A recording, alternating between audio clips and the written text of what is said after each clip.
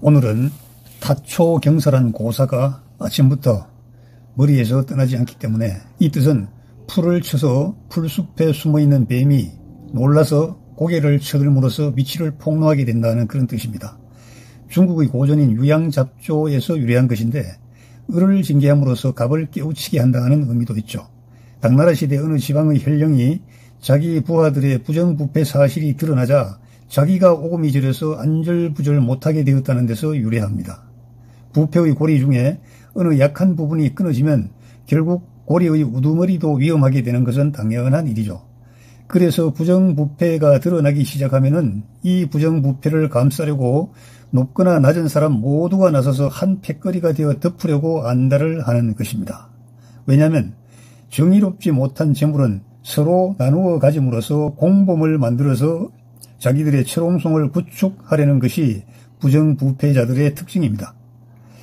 이 타초경사는 중국 병법인 36개의 13번째이자 공전계의 첫 번째 계략인데 가벼운 도발이나 간단한 미끼로 상대의 본색을 드러내게 한다는 전략이죠.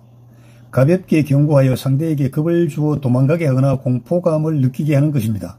그런데 정반대의 의미도 있습니다.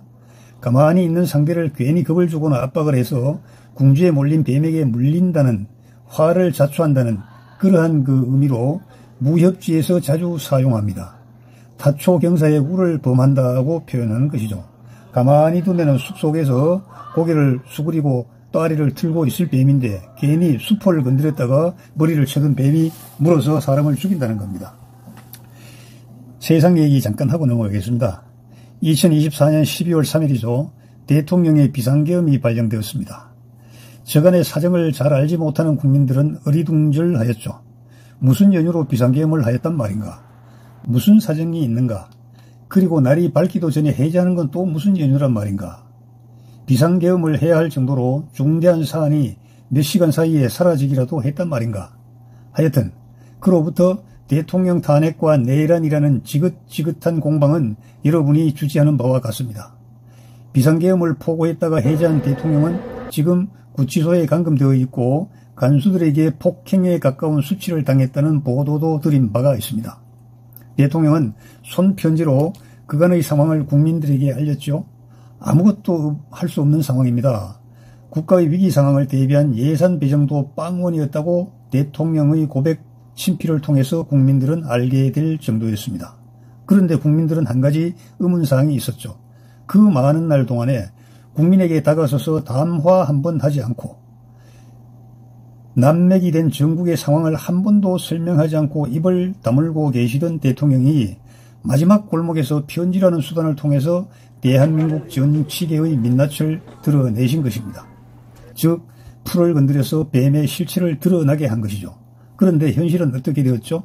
괜히 뱀을 건드려서 큰 뱀, 작은 뱀, 서울의 뱀, 지방의 뱀, 법조의 뱀, 공안의 뱀, 국군의 뱀 등등 모든 뱀을 한데 모이게 하여 또아리를 들고 집단적인 독을 분사하게 만들지는 않았냐는 겁니다. 세상이 국가 시스템이 독에 물들어가고 있다고 보는 사람들이 꽤 많습니다.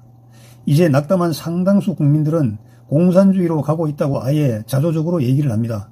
그동안 뼈 빠지게 살아서 후회는 없으나 어린 손주를 공산주의 사회에서 통제받으면서 살게 만든다면 이 할아비 할미의 죄를 어디 용서받을 수 있을 소냐 하고 한걱정하는 겁니다.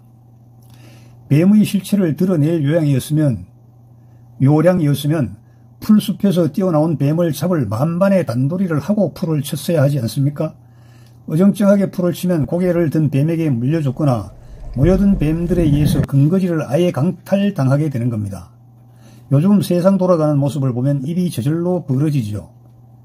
근기 없는, 분량 없는 보수 정치인들의 몰골을 보면 면장감도 아니 되는 인물이 대선 후보가 되었습니다. 국회의원 출마를 합니다. 그들이 잘하는 것은 딱 하나 있어요. 떨어지고 난 다음에 결과에 승복하는 것은 전광석화 같이 합니다. 이런 것들을 본 많은 국민들은 세상을 희롱하며 살아갑니다. 나라의 앞날이 걱정되는 것은 사실이죠. 저와 같은 범부들이야 이래도 살고 저래도 살아야 하는 운명의 존재이니 공산주의가 되든 사회주의가 되든 교회가 문을 닫든 사찰의 일주물에 대못질을 하건 때론 못 본 채하고 또 더러는 못 들은 체하고 살아갈 수밖에 없는 사람들입니다. 그러나 국가의 지도자급 사람들이 단도리도 하지 않고 풀에 숨어있는 뱀을 건드렸고 그 뱀이 나와서 세상의 모든 뱀을 다 모아서 또아리를 틀고 자기들의 세상을 만들어가고 있습니다. 어떻게 해야 합니까? 오늘은 여러 얘기를 하려고 했으나 이만 줄여야 되겠습니다. 다만 육도삼약의 18번째 계명인 금적금왕으로 마치려고 합니다. 금적금왕이란 적을 잡으려면 우두머리부터 잡으라는 겁니다. 뱀을 잡으려면 뱀 머리를 밟아야 되지 뱀 허리를 밟거나 꼬리를 밟으면 안 된다는 것이죠. 우두머리를 잡으면 그 부대는 오합지졸이 됩니다. 지휘권을 박살내면 부대는 저절로 지리멸렬합니다. 6.25 때 대전 전투에서 사단장 딘 소장이 포로가 되고 부대기는 탈취되었습니다. 그래서 미군 7사단은 해체되고 다른 부대로 교체되었죠. 그런데 우두머리가 재판을 앞두고 있는 상황에서 비상계엄의 불을 질렀습니다.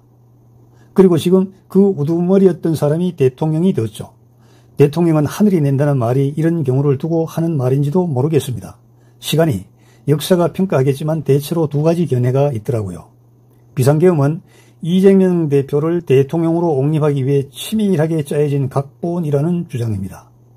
이 주장에 따르면 윤석열 전 대통령도 자기 임무를 충실하게 수행한 사람일 뿐이라는 것이죠.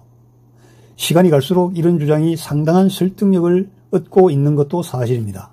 그러니까 이재명 대통령은 윤석열 전 대통령이 깔아놓은 카펫을 밟고 올랐다는 것이죠. 또 다른 하나의 주장이 있는데 정말로 국가위기를 예견하고 던진 특단의 조치로서 비상계엄이 아니라 비상계몽이라는 주장이죠. 이 역시 상당한 설득력을 얻고 있고 많은 사람이 앞장서서 투쟁의 전선에 나선 이유이기도 합니다. 아무튼 열매를 보면 나무가 판단되고 새끼를 보면 어미의 상태를 알 수 있듯이 역사란 현실적 열매로 동기와 과정이 판단받게 되는 매우 엄정한 기록입니다. 누구나 한두 가지 그럴듯한 계획은 가지고 살아갑니다. 일개 본부로부터 대통령까지 자기 나름의 무지개 계획을 가지고 있습니다. 그러나 그 플랜은 실현할 수 있는 것인지 만인의 공감을 받을 수 있는 것인지 결과는 어떻게 될 것인지를 치밀하게 계산하고 시행해야 되는 겁니다. 정치는 손안의 곤깃돌이나 골패가 아닙니다. 내키는 대로 던져서 나오는 대로 받아들이는 도박이 아닐진데 격정에 들떠서 부추기는 진위를 분별하지 못하고 내실렀다가 빚 감당도 못하는 정치는 이제 더 이상 보지 말았으면 합니다. 여야 불문하고 국민의 안위를 지키고 잘 살 수 있는 시스템을 만들어 보장해야 하는 권력자들이 명심하고 또 명심해 주었으면 참 좋겠습니다. 한 사람의 객기로 결국 나라가 망하게 될지도 모를 일입니다. 한 가지 고사만 더 말씀드리고 마치겠습니다. 부저 출신이란 말이 있습니다. 상대의 취약점을 공략하는 것으로 가마솥 밑에서 장작을 꺼낸다는 것이죠. 당나라 말기 대장군 이소가 절도자 감순의 반란을 진압할 때 일부러 곡창지대인 무창을 넘겨준 뒤에 전리품에 들떠있는 반란군을 각계 격파했다는 데서 유래합니다. 부저 출신, 지금 누가 진수성찬의 밥상을 받아들고 기뻐하고 있을까요? 감사합니다.